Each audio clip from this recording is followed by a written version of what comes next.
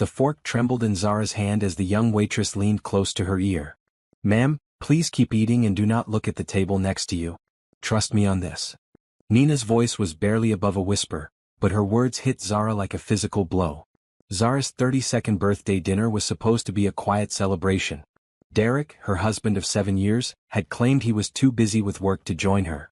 "Take yourself somewhere nice, baby," he had said, kissing her forehead absently while scrolling through his phone. "I'll make it up to you this weekend." So here she sat at Romano's, the upscale Italian restaurant they used to frequent together, dining alone on her birthday. She had dressed carefully in her favorite black dress, the one Derek used to say made her eyes sparkle. She had done her makeup perfectly, styled her natural hair in elegant curls, and chosen her grandmother's pearl earrings. All for a solitary meal. But now this waitress was telling her not to look somewhere. Every instinct screamed at her to turn around. "What do you mean?" Zara whispered back, her heart starting to race. Nina glanced nervously toward the corner of the restaurant. "I served that table earlier. The man, he looks just like the guy in the photo on your phone case. And he's with another woman. They're very close." Zara's world tilted. The photo on her phone case was from their anniversary last year. Derek's arm around her waist, both of them smiling at the camera. It had been such a perfect day. "Are you sure?" she managed to ask. Nina nodded sadly. "I'm sorry. I couldn't let you sit here not knowing. I have sisters. I would want someone to tell them." Zara's hands shook as she set down her fork. The pasta she had been enjoying now tasted like cardboard in her mouth. Her birthday cake, a small slice of tiramisu she had ordered for herself, sat untouched. "How long have they been here?" she asked. "About an hour. They ordered champagne first thing. Expensive stuff. He told me they were celebrating their anniversary." The words hit Zara like a punch to the stomach. Anniversary. While she sat alone on her birthday, Derek was celebrating some twisted milestone with another woman. "What does she look like?" Zara heard herself asking. "Blonde, young. Maybe mid-20s. Red dress." She keeps touching his hand and laughing really loud at everything he says. "Brittany." It had to be Brittany, Derek's secretary. Zara had met her once at the company Christmas party. She was beautiful in that obvious way, with long blonde hair and a figure that made men stare. Derek had introduced her casually, but Zara remembered thinking there was something in their interaction that seemed too familiar. "They know each other well," Nina continued softly. "This isn't their first time here together. Roberto, our manager, he remembers them from last month. Same table, same champagne. Last month." Zara felt sick. Last month was when Derek had started working late every night. When he had stopped touching her the way he used to. When he had become distant and distracted, always on his phone. "Ma'am, are you okay?" Nina asked, genuine concern in her voice. Zara straightened up. She was not going to fall apart in a public restaurant.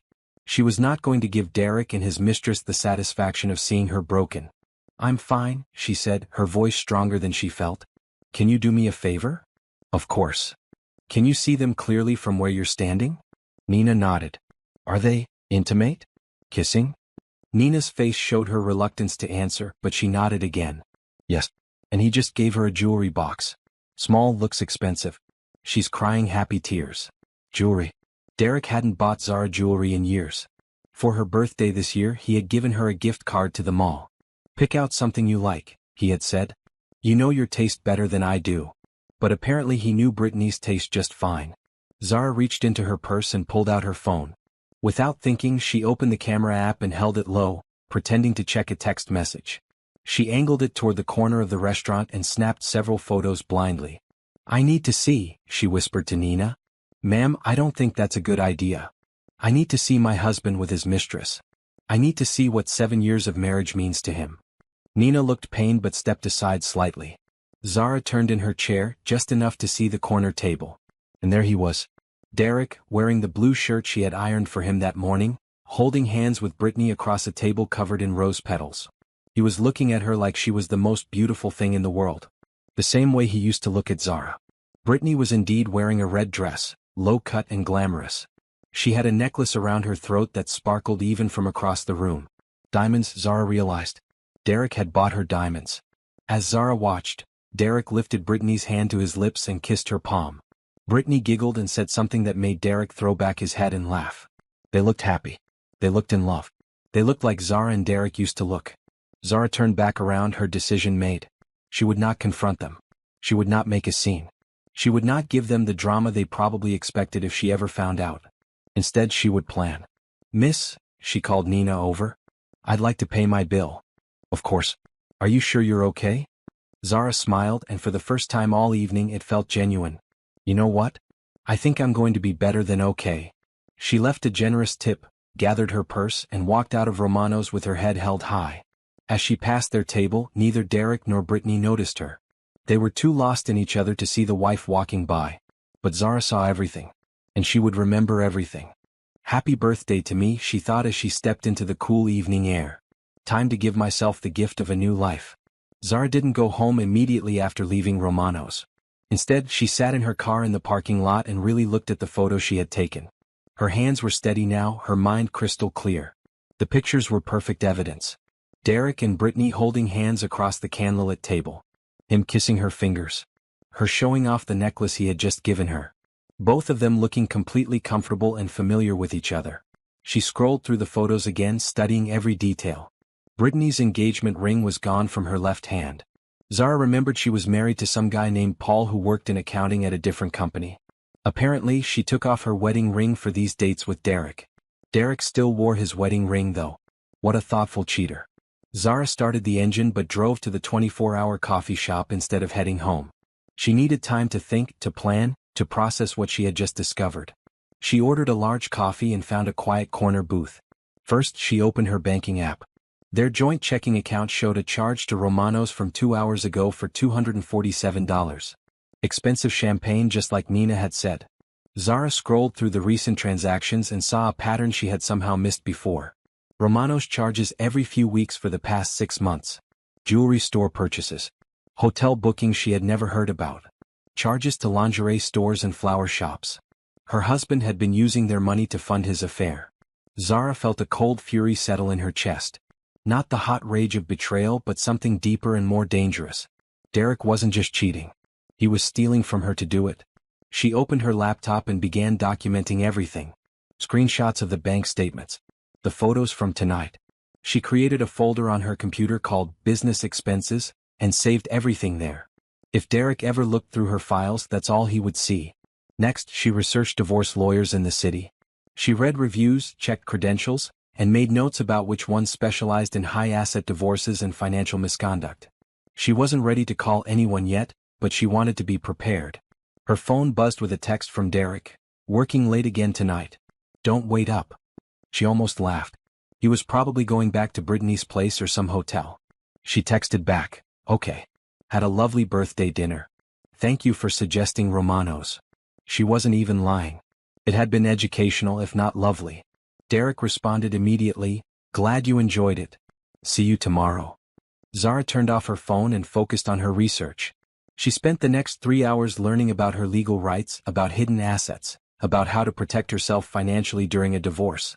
She took notes in a small notebook she would keep hidden. When she finally went home at midnight, Derek's car wasn't in the driveway. The house felt different now. Cold and unwelcoming. She looked around the living room they had decorated together, at the photos of their wedding day on the mantel, at the throw pillows she had carefully chosen to match the curtains. All of it felt like a lie. She went upstairs to their bedroom and looked at the king-size bed they shared. How many nights had Derek come home from seeing Brittany and gotten into this bed next to her? How many times had he kissed Zara goodnight while thinking about another woman? Zara changed into pajamas and got ready for bed, but she couldn't sleep. Instead, she sat at her desk and opened her laptop again. She spent hours researching Derek's business, looking up public records, trying to understand their financial situation better. She discovered things she had never known. Derek had taken out credit cards in their joint name without telling her. He had investments she didn't know about. He had been moving money between accounts in ways that didn't make sense. Either Derek was terrible with money or he was hiding assets. Given what she had learned tonight, she suspected the latter. At 3 a.m., she heard his car in the driveway. Zara quickly closed the laptop and pretended to be asleep. Derek crept into the bedroom and slipped into bed without showering. She could smell another woman's perfume on him. "Zara?" he whispered softly. She didn't respond, keeping her breathing deep and even. "Happy birthday, baby," he said quietly and kissed her forehead. The casual cruelty of it took her breath away. He had spent the evening with his mistress and now he was wishing his wife happy birthday 12 hours late. But Zara didn't move, didn't react. She lay there in the dark, listening to Derek fall asleep next to her, and planned her next moves. Tomorrow she would start building her case. She would document everything, protect her assets, and begin the process of taking back her life. Derek had made his choice when he decided to celebrate his anniversary with another woman while his wife sat alone on her birthday.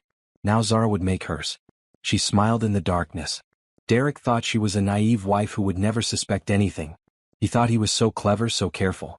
He had no idea what he was dealing with. Zara had a master's degree in business administration and had helped Derek build his company from the ground up. She knew how to read financial statements, how to research, how to plan and execute complex projects. Derek had forgotten that his wife was brilliant. That would be his biggest mistake.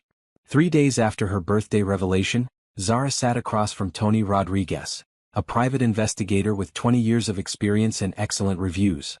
His office was small but professional, with certificates on the walls and a no-nonsense attitude that inspired confidence.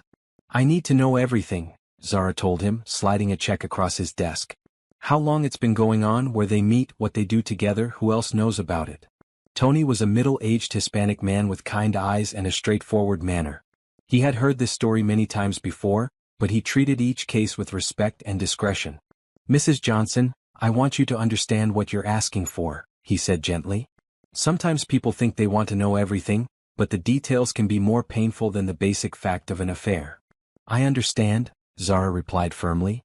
"But I need evidence. Legal evidence that will hold up in court. And I need to know about our finances.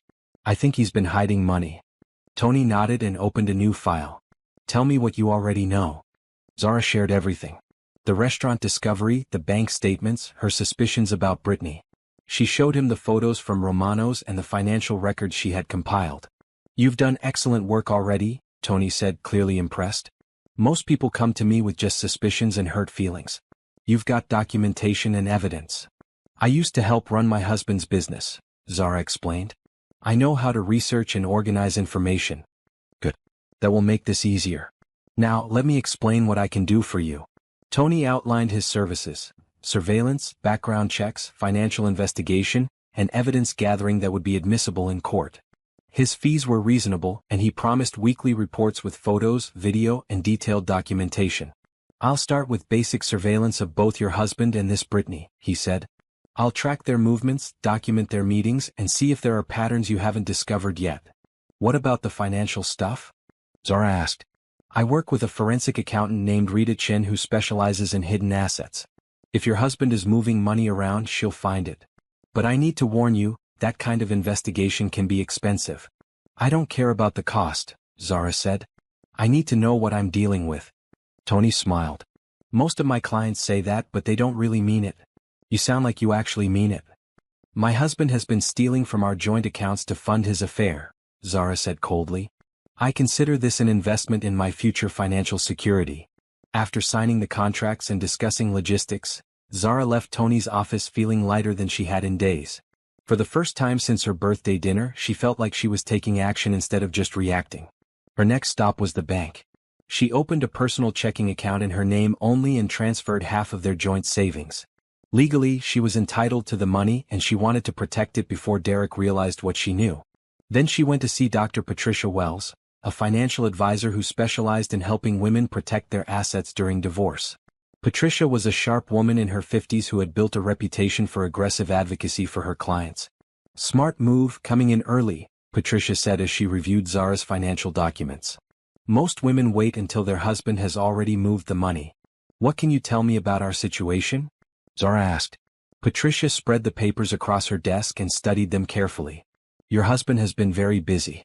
Look at this pattern of transfers from your joint business account to this personal account you didn't know about.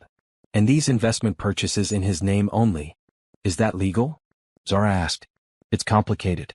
Since you're married and the business account is joint, he can make transfers. But if he's doing it to hide assets from you in preparation for divorce, that's fraud. Do you think he's planning to leave you?" Zara thought about the anniversary celebration with Brittany. "I think he's been planning this for a while. Then we need to move fast. I want you to start your own business immediately. Transfer your skills and client contacts to a company that's entirely yours.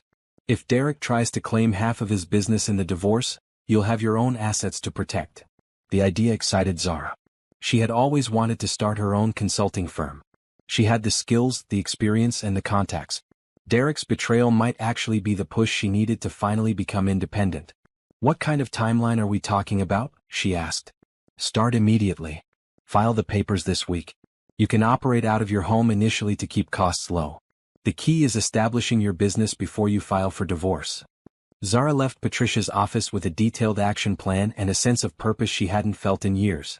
She was going to start her own business, protect her assets, and build a life that didn't depend on Derek at all. That evening, Derek came home at his usual time, acting perfectly normal. He kissed her cheek and asked about her day while she prepared dinner. "Nothing special," she said easily. "Just some errands around town." "I might have to work late again this week," he said, not meeting her eyes. "Big project coming up." "Of course," Zara replied. "I understand." She served dinner and they ate together like a normal married couple, discussing their days and making small talk. Derek seemed relaxed and happy, probably because he thought his secret was safe. If only he knew that while he was deceiving her, she was building a case against him that would destroy his comfortable double life. After dinner, Zara retreated to her home office and began working on her business plan. She researched competitors, outlined her services, and started reaching out to potential clients.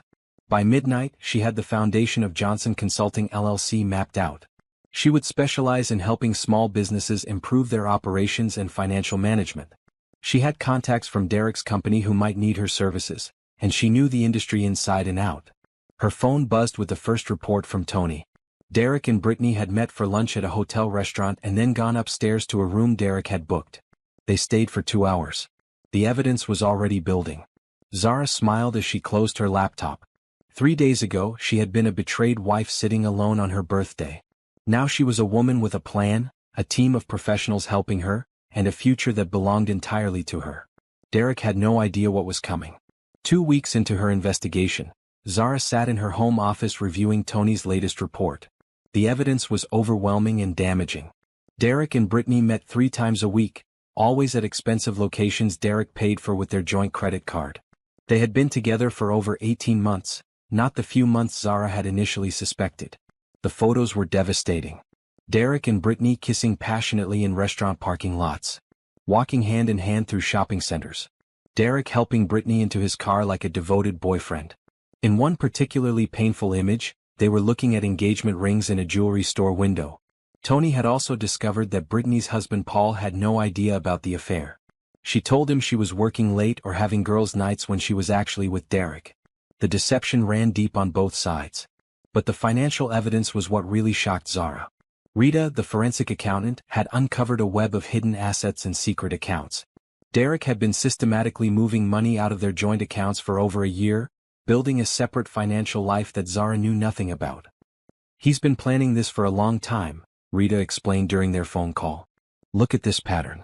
He's moved almost $200,000 into accounts you can't access. Investment portfolios, money market accounts, even a separate business account." 200,000? Zara felt sick. "That's money from our business. Money I helped earn." "Exactly. And here's the interesting part. The timeline matches the affair. He started moving significant amounts right around the time the relationship with Brittany began." Zara studied the financial timeline Rita had prepared. Every major transfer corresponded with a gift to Brittany or an expensive date. Derek had literally stolen from his wife to fund his mistress. "What can I do about it?" Zara asked. "In the divorce, you can claim he dissipated marital assets. The court will make him account for every dollar and likely award you compensation. But first, you need to protect what's left." Zara had already been following Patricia's advice about building her own business.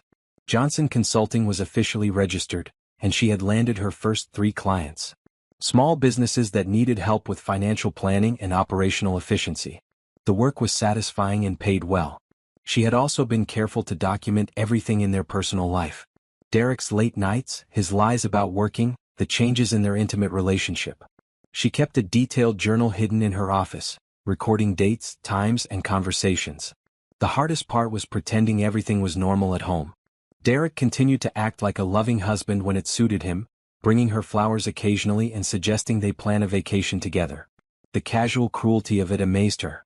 "You seem stressed lately," he said one evening as they watched television together. "Maybe you should see Dr. Peterson again." Dr. Peterson was Zara's therapist, whom she had seen years ago during a difficult period in their marriage. Derek suggesting she needed therapy while he was the one destroying their marriage was almost laughable. "I'm fine," she replied calmly. "Just busy with some new projects." "What kind of projects?" Derek asked with mild interest. "Consulting work. I'm thinking about starting my own business." Zara watched his face carefully as she said it. Derek's expression didn't change, but she saw a flash of something in his eyes. "Concern? Irritation? That sounds like a lot of work," he said finally. "Are you sure you want to take on that kind of stress?" "I think it could be good for me," Zara replied. "Give me something that's entirely my own." "We'll see," Derek said dismissively, turning back to the television. That phrase bothered Zara for the rest of the evening. "We'll see" implied that Derek thought he had some say in her business decisions. As if her future plans required his approval. The next morning, after Derek left for work, Zara called her attorney for the first time. She had been putting it off, wanting to gather more evidence first. But Derek's reaction to her business plans made her realize she needed legal protection immediately. Rachel Kim was a divorce attorney with an excellent reputation for handling complex financial cases. Her office was elegant and professional, with law books lining the walls and a conference table that suggested serious business discussions. "I've been expecting your call," Rachel said after reviewing the evidence Zara brought. "Tony Rodriguez contacted me last week to give me a heads up about your case." "What do you think?" Zara asked. "I think your husband is in for a very unpleasant surprise," Rachel said with a slight smile. "This is one of the most well-documented cases of marital misconduct I've seen. The affair, the financial deception, the dissipation of assets. You've built an airtight case." Rachel explained the divorce process in their state, the likely timeline, and what Zara could expect in terms of asset division and support. The news was mostly positive. "Given the evidence of his affair and the financial misconduct, you're looking at a very favorable settlement," Rachel said. "Plus, since you're establishing your own income stream, you won't be financially dependent on him during the transition." "When should I file?" Zara asked. "That depends on your goals. Do you want to catch him completely off guard, or do you want to try mediation first?" "I want to catch him off guard," Zara said without hesitation.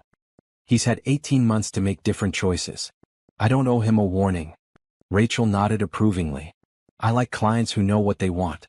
Give me 2 more weeks to prepare the paperwork and we'll serve him at his office. Maximum impact, minimum opportunity for him to hide more assets." Zara left the attorney's office feeling powerful and confident. She had a team of professionals working for her, a growing business of her own, and a legal strategy that would protect her interests. That evening, Derek came home with takeout from her favorite Thai restaurant and a small bouquet of flowers. "What's the occasion?" she asked, accepting his kiss on the cheek. "No occasion," he said cheerfully. "Just wanted to do something nice for my beautiful wife." If Zara hadn't seen the credit card statement showing he had taken Brittany to the same Thai restaurant 2 days earlier, she might have been touched by the gesture. Instead, she smiled and thanked him, knowing it would be one of the last times he would ever bring her flowers. 2 more weeks, and Derek's carefully constructed double life would come crashing down. Johnson Consulting was exceeding all of Zara's expectations. What had started as a strategic move to protect her assets had become a genuine passion project. She had always been good with business strategy and financial planning, but working directly with small business owners reminded her how much she loved helping people solve complex problems. Her client roster had grown to 8 companies in just 6 weeks. Word of mouth in the business community was powerful, and her results spoke for themselves. She had helped a struggling restaurant improve their profit margins by 30%, assisted a construction company in streamlining their project management process, and guided a tech startup through their first round of funding. The best part was working from her home office while Derek assumed she was just keeping busy with some consulting. He had no idea she was earning more per hour than he made at his own company. Zara had been strategic about her client selection. 3 of her businesses were companies that had partnerships with Derek's firm. She wasn't sabotaging his relationships, but she was building her own credibility within his professional network. "Zara Johnson is incredible," she overheard Mike Harrison telling someone at a business networking event she had attended. Mike owned one of Derek's client companies and had hired Zara to help optimize his supply chain. "She solved problems in 2 weeks that we've been struggling with for months." Derek didn't know she had been at the event. He thought she was having dinner with her sister. The lies were getting easier, which bothered Zara sometimes. But then she would remember Derek celebrating his anniversary, with Brittany while she sat alone on her birthday, and her conscience would quiet down. Tony's surveillance reports continued to paint a picture of two people completely absorbed in their affair. Derek and Brittany were now meeting almost daily, sometimes for long lunches, sometimes for overnight trips to nearby cities. Derek was telling Zara he was attending business conferences, while Brittany was telling her husband she was visiting sick relatives. The financial investigation had revealed even more hidden assets. Derek had opened investment accounts, purchased a timeshare in Florida, and even bought a small boat that was docked at a marina 40 minutes away.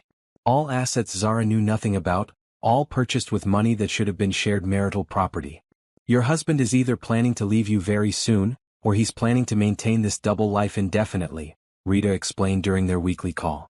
Either way, he's been building a separate financial foundation. How much has he hidden? Zara asked. Close to $400,000 now. Plus the boat, the timeshare, and some expensive jewelry for his girlfriend. We're talking about a systematic transfer of wealth. $400,000. Zara felt angry but also strangely grateful.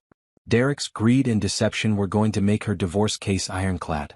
Meanwhile, her own business was generating steady income and building her professional reputation. She had hired a part-time assistant, registered for liability insurance, and even started looking at office space for when she was ready to expand. The independence felt incredible. For the first time in years, Zara had something that belonged entirely to her. Success that she had earned through her own skills and effort. Her personal life was another matter. Living with Derek while knowing what she knew was emotionally exhausting. He continued to act like a devoted husband when it suited him, while carrying on an elaborate affair behind her back. Last weekend he had suggested they plan a vacation together. Maybe somewhere tropical, he said, showing her brochures he had picked up somewhere. We haven't taken a real vacation in 2 years. Zara had agreed to look at the options, knowing they would never take that trip. In less than a week, Derek would be served with divorce papers. His vacation planning was just another layer of deception. The hardest moments were when Derek seemed genuinely affectionate. When he would hug her from behind while she cooked dinner, or when he would tell her she looked beautiful in a new dress. Were those moments real, or was he just that good at compartmentalizing his life? Zara had stopped trying to figure out what was real and what was performance. It didn't matter anymore. Derek had made his choice and now she was making hers. Tuesday afternoon she got a call that changed everything. Mrs. Johnson? This is Angela Martinez from Hartwell Industries. I got your name from Mike Harrison. We're looking for a consultant to help with a major restructuring project, and Mike said you were the best he'd ever worked with. Hartwell Industries was huge. A regional corporation with over 200 employees and multiple divisions. Landing them as a client would be a game changer for her business. I'd be very interested in discussing the project, Zara said professionally. Wonderful. Are you available for a meeting tomorrow at 2? Our CEO would like to meet with you personally. After hanging up, Zara sat in her home office and realized her life had completely transformed. 6 weeks ago, she had been a betrayed wife with no real independence. Now she was a successful business owner being courted by major corporations. Derek had no idea that while he was planning his exit strategy with another woman, his wife was building an empire. Her phone buzzed with a text from Derek. Working late again tonight. Don't wait up. Zara texted back. No problem. I'm working on a big project too. She wasn't lying. The biggest project of her life was almost complete. The meeting with Hartwell Industries went better than Zara had dared to hope. CEO Travis Mitchell was an impressive man in his early 40s, with an easy confidence and a genuine interest in her ideas for restructuring their operations. He had built Hartwell from a small family business into a regional powerhouse, and he understood the value of good consulting. Mike Harrison speaks very highly of you, Travis said as they reviewed her proposal. He said you increased his efficiency by 40% in less than a month. Mike's team was already doing good work, Zara replied modestly. I just helped them identify some bottlenecks and streamline their processes. That's exactly what we need here. We've grown fast, maybe too fast. Our systems are struggling to keep up with demand. They spent 2 hours discussing Hartwell's challenges and Zara's proposed solutions. Travis was smart, asked good questions, and clearly cared about his employees as much as his bottom line. By the end of the meeting, Zara knew she wanted to work with this company.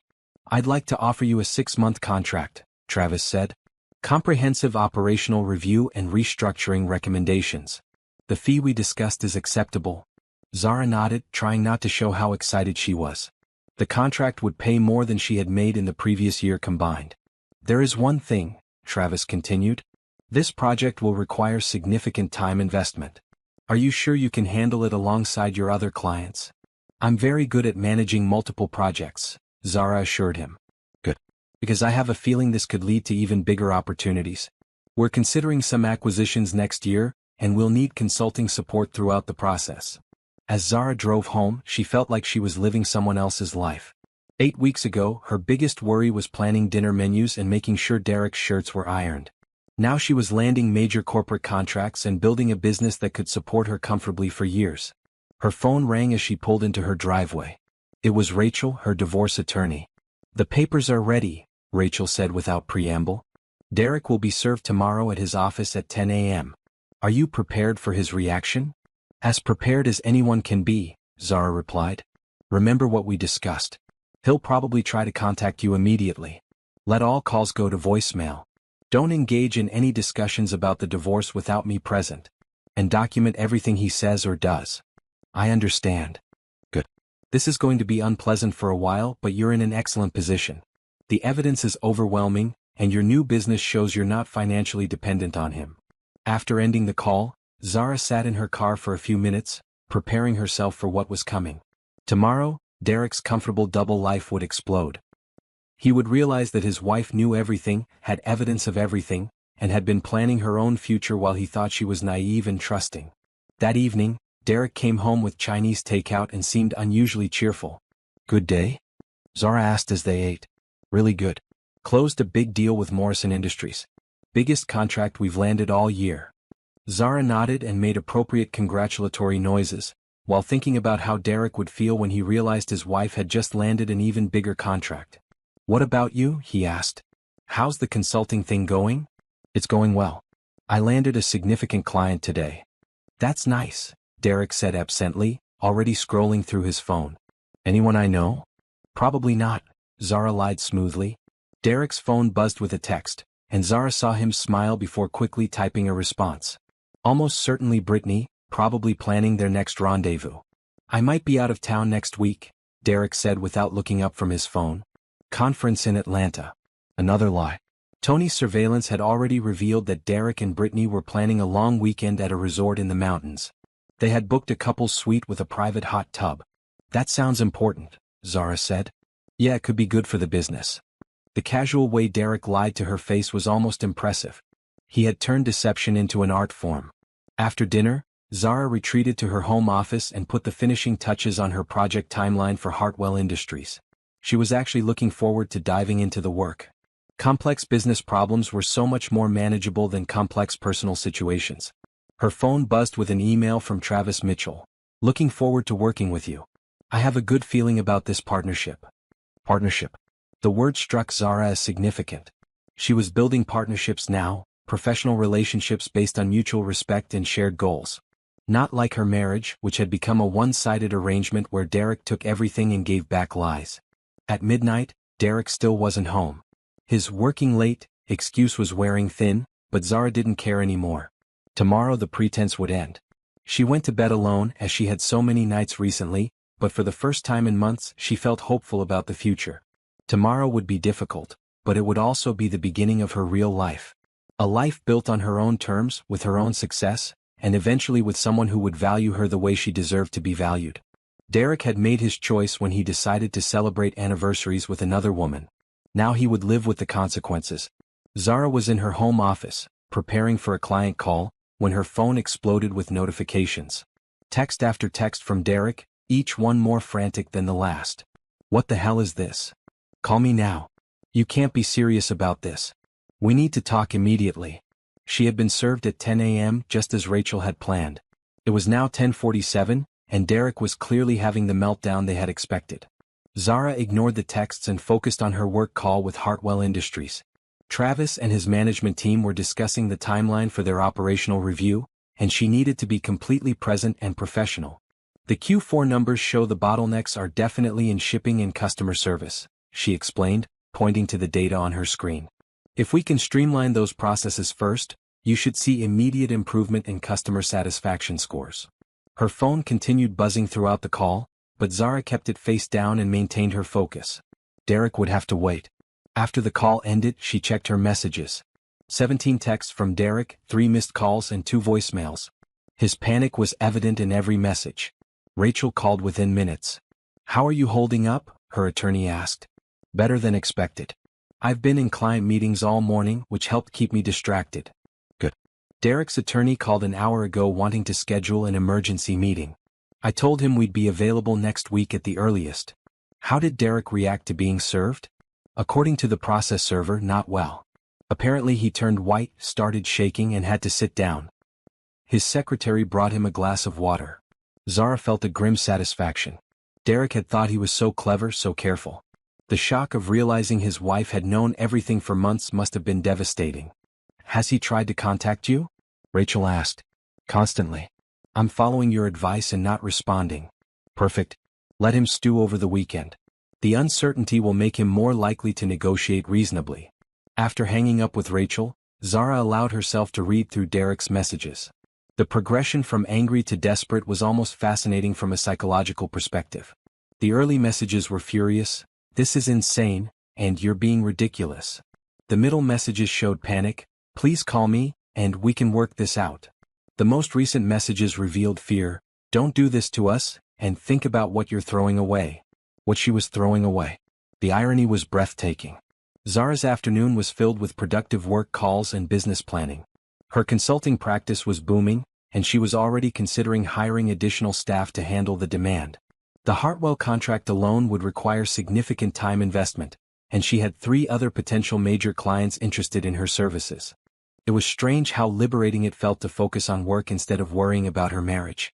For months, she had been unconsciously stressed about Derek's behavior, his distance, their lack of intimacy. Now that she knew the truth and had taken action, the constant low-level anxiety had disappeared. At 4 p.m., Derek showed up at their house. Zara heard his car in the driveway and watched from her office window as he got out. He looked terrible. His clothes were wrinkled, his hair was messy, and even from a distance she could see he was agitated. She decided to let him come to her. If Derek wanted to talk, he could knock on the door and ask. He did exactly that, pounding on the front door like an emergency. "Zara, I know you're in there. We need to talk." She opened the door but didn't invite him in. "Hello, Derek. What is this insanity?" He waved the divorce papers at her. "You filed for divorce without even talking to me?" "We can discuss this through our attorneys," Zara said calmly. "Our attorneys?" "Zara, I'm your husband. We don't need attorneys to talk to each other." "Actually, we do. Especially when one spouse has been lying to the other for over 18 months. Derek's face went pale. "What are you talking about?" "I'm talking about Brittany. I'm talking about Romano's restaurant.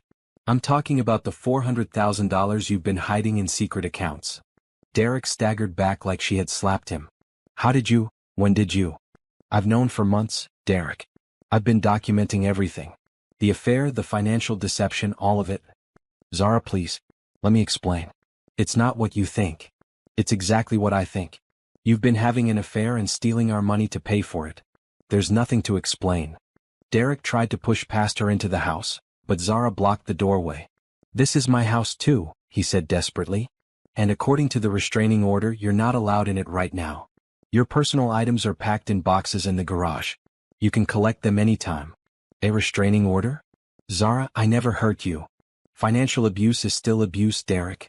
Taking $400,000 of marital assets to fund your affair constitutes economic domestic violence." Derek's shoulders sagged as the reality of his situation hit him. "Where am I supposed to go?" "I suggest you call Brittany. I'm sure she'll be happy to help you figure that out." "It's over with her," Derek said quickly. "I ended it today. As soon as I got these papers, I realized what I was throwing away." Zara almost laughed. "You ended an 18-month affair this morning because you got served with divorce papers? How romantic." "I love you, Zara. I made a terrible mistake, but I love you." "No, Derek. You love the life I helped you build. You love having a wife at home while you played house with your girlfriend. But you don't love me. If you loved me, you never would have done this." Derek tried several more approaches. He pleaded, he apologized, he promised counseling and complete honesty. When none of that worked, he got angry again. "You'll never find anyone else," he said viciously. "You think you're so smart, but you're just a bitter woman who's throwing away a good marriage over a mistake." A mistake. Zara's composure finally cracked. An 18-month affair is not a mistake. Stealing $400,000 is not a mistake. Celebrating your anniversary with another woman while I sat alone on my birthday is not a mistake. Those were choices, Derek. Deliberate, selfish choices. Derek seemed to realize he had gone too far. I'm sorry. I didn't mean that. I'm just upset. Goodbye, Derek. Any further communication goes through Rachel Kim. She closed the door and locked it, leaving Derek standing on the porch. Through the window, she watched him sit down on the front steps and put his head in his hands. For a moment, Zara almost felt sorry for him. Then she remembered the photos Tony had taken of Derek and Brittany looking at engagement rings, and her sympathy evaporated. Derek had made his choices. Now he could live with the consequences. The next morning, Zara woke up to discover Derek had been calling and texting all night. His messages had evolved from desperate to angry to pathetic and back to desperate. She deleted them all without reading most of them and focused on getting ready for her day. She had a breakfast meeting with Travis Mitchell to discuss the Hartwell project, and she wanted to look completely professional and composed. Whatever drama Derek was creating, it wouldn't interfere with her work. The meeting went exceptionally well. Travis had reviewed her preliminary recommendations and was impressed with her thoroughness and insight. You've identified problems we didn't even know we had, he said over coffee and pastries. How soon can you start implementing these changes? I can begin next week, Zara replied. The shipping department restructure should show results within 30 days. Excellent. I have to say, Zara, working with you has been one of the best business decisions I've made in years. They spent another hour discussing details and timeline. Travis was easy to work with, intelligent, and clearly respected her expertise. It was refreshing to have a professional relationship based on mutual respect and shared goals. As Zara drove home, she realized how much her confidence had grown over the past few months. Taking control of her situation with Derek, building her own business, working with clients who valued her skills, it had all combined to remind her of who she was when she wasn't being lied to and taken for granted. Her phone rang as she pulled into her driveway. It was Tony, her private investigator. I've got some interesting news, he said. Derek and Brittany had a very public argument yesterday afternoon. Screaming match in the parking lot of her apartment building. Several neighbors witnessed it. What were they fighting about? Zara asked. From what my witness heard, Derek was trying to end the relationship and Brittany was not happy about it. She accused him of using her and said she wasn't going to let him just walk away. Trouble in paradise, Zara said dryly. It gets better. Brittany showed up at Derek's office this morning making a scene. Security had to escort her out. Apparently she was demanding to know why he was abandoning her for, that woman meaning you. Zara almost felt bad for the secretary who had answered Derek's phone that morning. There's more, Tony continued. Derek spent last night at a hotel, but he's been calling Brittany constantly. She's not answering. I think he's realized that ending an affair is more complicated than he thought. Especially when the other woman thought she was his future wife, Zara said. Exactly. My source at the hotel said Derek looked terrible this morning. Hadn't slept, barely eating. The reality of his situation is hitting him hard. After hanging up, Zara felt a complex mix of emotions. Part of her was satisfied that Derek was experiencing consequences for his choices. Part of her was sad that their marriage had come to this. And part of her was relieved that she no longer had to pretend everything was fine. The house felt peaceful without Derek's presence. She made herself lunch, worked in her garden, and spent the afternoon organizing her business files. Simple, normal activities that felt like luxury after months of walking on eggshells. That evening Rachel called with an update. Derek's attorney wants to schedule a meeting for next week, she said. He's also requested all financial records and evidence supporting the divorce petition. Are we required to share everything immediately? We'll share what we're legally required to share. But Derek is going to be shocked when he sees the extent of our documentation. Tony's surveillance reports alone are devastating. What about the hidden assets? That's where this gets interesting. Derek's attorney doesn't seem to know about Rita's financial investigation. They're focused on trying to negotiate a quick settlement, probably assuming you have limited evidence and will accept less than you deserve. They underestimated me. Completely. Which is perfect for our case. That weekend, Zara decided to visit her sister Carmen, who lived an hour away. She needed some time away from the house and the constant reminders of her failed marriage. Carmen was 3 years younger and had always been Zara's closest confidant. She was married to a genuinely good man named Luis, and they had 2 young children who adored their Aunt Zara. "You look different," Carmen said as they sat on her back porch watching the kids play. "Stronger somehow." "I feel stronger," Zara admitted. "I felt like I was losing myself in that marriage and I didn't even realize it until I started taking back control." "I never liked Derek," Carmen said bluntly. "Luis always said there was something fake about him. Why didn't you tell me? Would you have listened? You were so determined to make it work. And honestly, I hoped I was wrong." They talked for hours about Zara's business, her plans for the future, and her complicated feelings about the divorce. Carmen was supportive and practical, helping Zara think through the emotional aspects of ending her marriage. "Do you miss him?" Carmen asked as the sun started to set. "I miss who I thought he was," Zara said after thinking about it. "I miss the marriage I thought we had. But the real Derek? The one who could look me in the eye and lie for months while stealing our money? No, I don't miss him at all." "Good," Carmen said firmly. "You deserve so much better."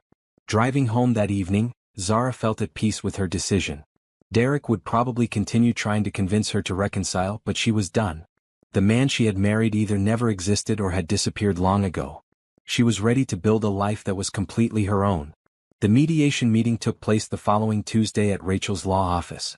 Derek arrived with his attorney, a nervous-looking man named Robert Chin who clearly hadn't expected the case to be so complex. Zara had prepared extensively for this moment. She wore her best business suit, had her hair styled perfectly, and carried herself with the confidence of a woman who held all the cards. Derek looked terrible. He had lost weight, his clothes were wrinkled, and there were dark circles under his eyes. When their eyes met across the conference table, he looked away immediately. "Let's begin with the evidence," Rachel said, opening a thick folder. For the next 2 hours, they methodically presented Tony's surveillance reports, Rita's financial analysis, and all the documentation Zara had compiled. Photos of Derek and Brittany together, bank statements showing the hidden transfers, credit card bills for their romantic getaways. Derek's attorney looked increasingly uncomfortable as the evidence mounted. Several times he whispered urgently to Derek, who just stared at the table. "This is quite comprehensive," Robert finally said. "We'll need time to review everything and respond." "Of course," Rachel replied smoothly. "But I want to be clear about our position. Derek has dissipated nearly $400,000 in marital assets to fund his affair. He has systematically deceived his wife and hidden assets in preparation for divorce. This is not a case where we'll be negotiating a 50-50 split." Derek finally looked up. "Zara, please. Can we talk privately?" "Any communication goes through counsel," Rachel said before Zara could respond. "But she's my wife." "She's your estranged wife who filed for divorce due to your adultery and financial misconduct," Rachel corrected. "And she has a restraining order against you." Robert whispered to Derek again, then addressed the room. "We'd like to request a recess to discuss our response." After Derek and his attorney left, Zara felt emotionally drained but legally confident. "How do you think it went?" she asked Rachel. "Better than I expected." Derek's attorney clearly didn't know about most of this evidence. They came in thinking this would be a standard divorce negotiation. Now they know they're dealing with fraud, adultery, and dissipation of assets. What happens next? They'll try to minimize the damage and negotiate a settlement. "But honestly, Zara, you're in such a strong position that we can probably get everything you want." Meanwhile, Tony had been busy documenting the aftermath of Derek's affair. Brittany had been fired from her job after the scene at Derek's office. Her husband Paul had filed for divorce and kicked her out of their house. She was staying with a friend and calling Derek constantly, demanding that he help her since his divorce had ruined her life too. Derek, meanwhile, was staying in an extended stay hotel and rapidly running through his hidden assets. The boat had been repossessed when he couldn't make payments, and the timeshare company was threatening legal action. "It's like watching a house of cards collapse," Tony reported to Zara. Derek built this elaborate double life, but it was completely unsustainable once exposed. Zara's business, in contrast, was thriving. The Hartwell Industries project was ahead of schedule and exceeding expectations. Travis had already started discussing additional contracts for the following year. "You've transformed our operations," he told her during their weekly check-in meeting. "Productivity is up 25%, customer complaints are down 60%. The board is talking about offering you a long-term consulting contract." "I'd be very interested in that," Zara replied. "Good. Because I think we could keep you busy for years." Working with Travis and his team had been professionally satisfying in a way Zara had forgotten was possible. She was respected for her expertise, her recommendations were implemented, and she could see the direct results of her efforts. More than that, she was building something entirely her own. Johnson Consulting now had 12 clients, 3 part-time employees, and a waiting list of businesses wanting her services. 2 weeks after the mediation, Derek called her directly, violating the restraining order. "Zara, please. Just 5 minutes. I'm losing everything." "You should have thought about that before you decided to steal from me and cheat on me," she replied calmly. "I know I made mistakes, but this is destroying me. I lost my business. Brittany won't stop calling me.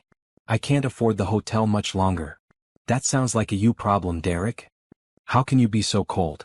We were married for 7 years. And for 18 months of that marriage, you were planning your exit strategy with another woman. You made your choice, Derek. I'm just making mine." She hung up and immediately called Rachel to report the violation. "File a police report," Rachel advised. "He needs to understand there are consequences for ignoring court orders."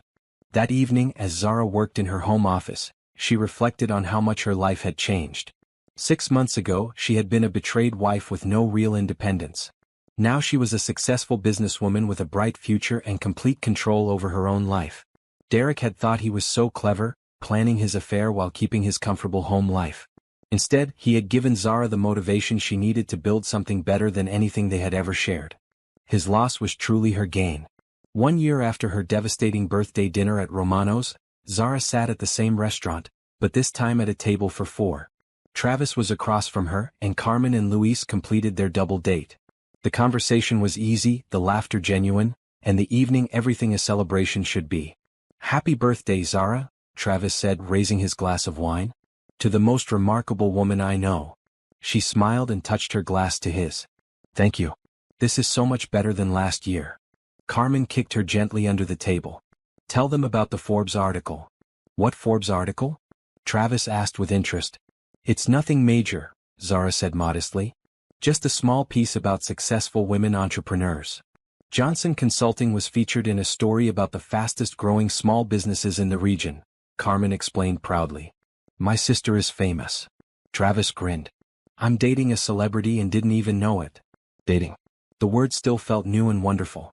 Zara and Travis had been seeing each other for 3 months now, after a year of working together professionally. Their relationship had developed naturally from mutual respect and shared interests into something deeper and more meaningful. Travis was everything Derek hadn't been. Honest, supportive, genuinely interested in her success. He celebrated her achievements instead of feeling threatened by them. He was proud to be with a successful woman instead of expecting her to minimize her accomplishments to protect his ego. "Speaking of success," Travis said, "I have news. The board approved the 3-year consulting contract we discussed. Johnson Consulting is now Hartwell Industries' official strategic partner." Zara felt a thrill of excitement. The contract was worth more than Derek had made in his best year. "That's incredible," she said. "Thank you for believing in me. You earned it. We're just lucky to work with the best." After dinner, Travis walked Zara to her car. The night was warm and clear, perfect for walking and talking. "I have something for you," he said, pulling a small wrapped box from his jacket pocket. Zara's heart jumped, then settled when she saw the box was too large for a ring. She wasn't ready for that step yet, and Travis respected her timeline completely. Inside was a beautiful silver bracelet with a small charm in the shape of a key. "The key to your success," Travis said as he fastened it around her wrist. "Though honestly, you never needed anyone to unlock your potential. You just needed the freedom to use it."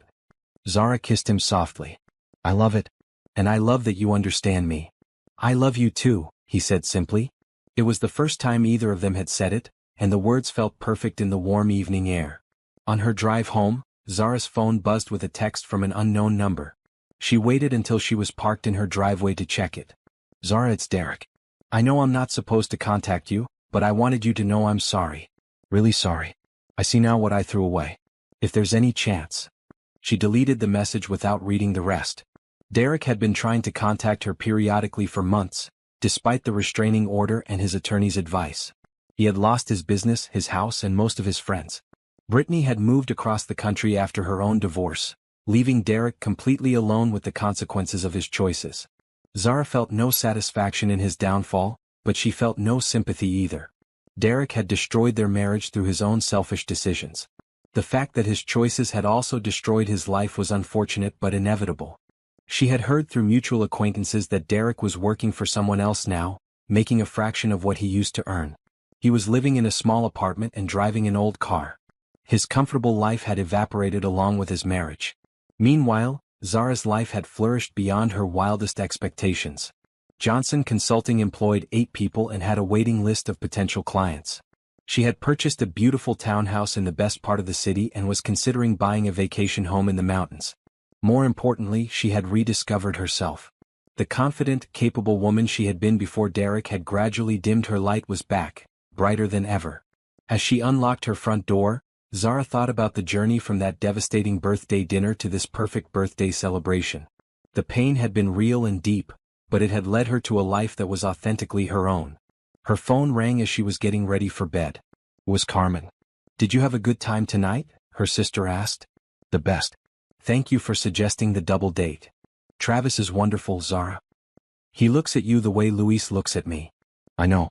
It's scary and wonderful at the same time." "Are you happy?" Carmen asked seriously. Zara considered the question. A year ago she would have said she was happy, but it would have been the happiness of someone who didn't know what she was missing. Now she understood the difference between contentment and joy, between settling and thriving. "I'm really truly happy," she said. "For the first time in years, I'm exactly where I'm supposed to be." After hanging up, Zara looked around her beautiful townhouse. Every piece of furniture, every decoration, every detail had been chosen by her alone. It was a home that reflected her taste, her personality, her success. Tomorrow she would go to her office and work with her team on projects that challenged and excited her. She would build something meaningful and lasting, brick by brick, decision by decision.